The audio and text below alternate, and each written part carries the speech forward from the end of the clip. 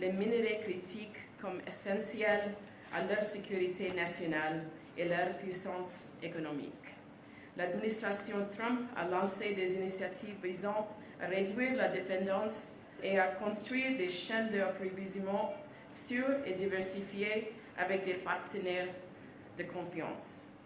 Le haut responsable du département de l'État pour l'Afrique, Nick Checker, s'est rendu au Mali il y a 2 mois et a souligné lors de ces rencontres que les États-Unis sont prêts à s'engager avec les pays africains, y compris le Mali, non pas comme les bénéficiaires d'aide, mais comme des partenaires commerciaux et pas en tiers. L'administration est convaincue que les entreprises américaines qui investissent en Afrique renforcent la souveraineté économique des pays plutôt que d'affaiblir. Les États-Unis souhaitent voir les mineurs critiques africains circuler vers l'ouest à travers des chaînes d'approvisionnement sûres, transparentes et commercialement viables, au bénéfice de toutes les parties. Dans ce modèle, les pays africains occupent une place réelle à la table des décisions relatives aux chaînes d'approvisionnement mondiales. Nous avons déjà mis cette approche en pratique au Mali. Par exemple, l'année dernière, les États-Unis et la République démocratique du Congo ont signé un accord de partenariat stratégique sur les mineurs critiques. Ce partenariat impliquait plusieurs entreprises minières américaines ainsi que sociétés fournissant des infrastructures de transport essentielles, telles que des locomotives et des wagons. Nous pensons que de tels projets sont possibles au Mali. Le Mali demeure le principal producteur d'or en Afrique et certains estiment qu'il pourrait devenir le premier producteur de lithium du continent cette année. Les réserves de lithium, de bauxite, le premier et des autres minières critiques du Mali sont vastes et encore largement sous-explorées. Ces ressources sont essentielles aux technologies avancées, intelligence artificielle, robotique, batteries, systèmes autonomes, et leur importance ne fera que croître.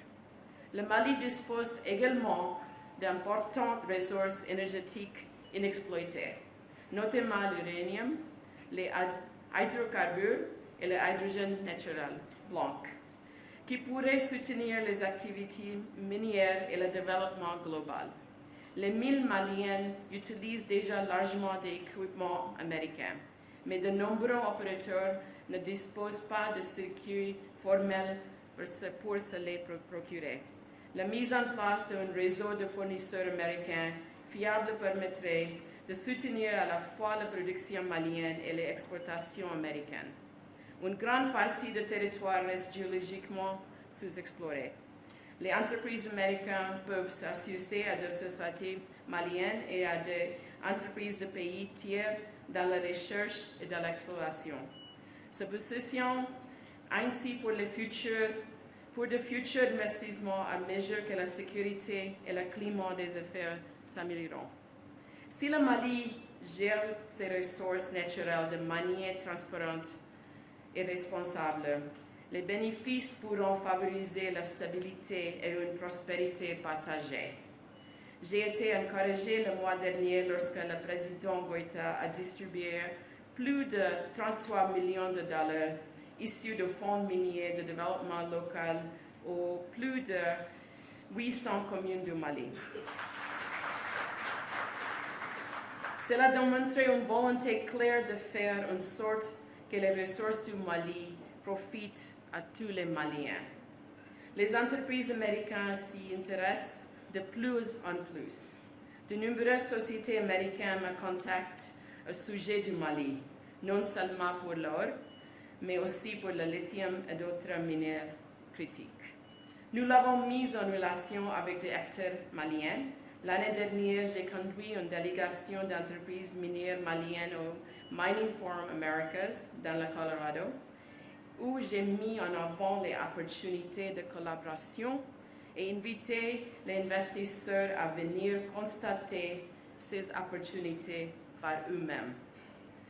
Le 14 avril, j'organiserai une rencontre avec des entreprises américaines intéressées par le secteur minier malien. Des ministres maliens, la SORAM et la DNGM ont été invités à intervenir directement. Nous espérons qu'ils saisiront cette opportunité. Nous devons également reconnaître les défis. L'insécurité reste le principal obstacle à l'investissement. Des groupes terroristes tels que Jenim et la Daesh menacent les communautés et les entreprises. Les infrastructures limitées de transport et d'énergie augmentent également les coûts. Un environnement des affaires transparent et prévisible est essentiel pour encourager les investissements des entreprises américaines soumises à des normes élevées. Malgré ces défis, la voie à suivre est claire. Les entreprises minières maliennes recherchent des partenariats tout au long de la chaîne de valeur. Les co-entreprises peuvent combiner l'expertise malienne avec le capital et les technologies américaines. L'équipe Interagence Deal Team de l'ambassade des États-Unis lancée en 2024 identifie activement des opportunités et met en relation les entreprises américaines et maliennes. Nous avons également conduit des délégations maliennes et des événements tels que Unlit Africa et ARI+, aboutissant à des protocoles d'accord entre entreprises. Nous avons aussi contribué à la création de la Chambre de commerce américaine au Mali en 2023 afin de renforcer les liens entre nos communautés d'affaires. On travaille ensemble, autorités maliennes, communautés locales, partenaires américains et les autres partenaires internationaux. Nous pouvons libérer le potentiel du secteur minier malien, créer des emplois, stimuler l'économie et renforcer les liens entre le Mali et les États-Unis.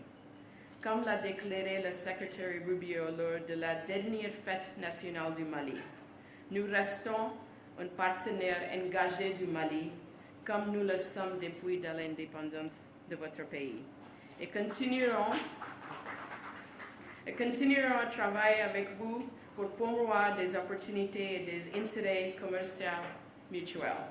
Je vous remercie. Aoniche.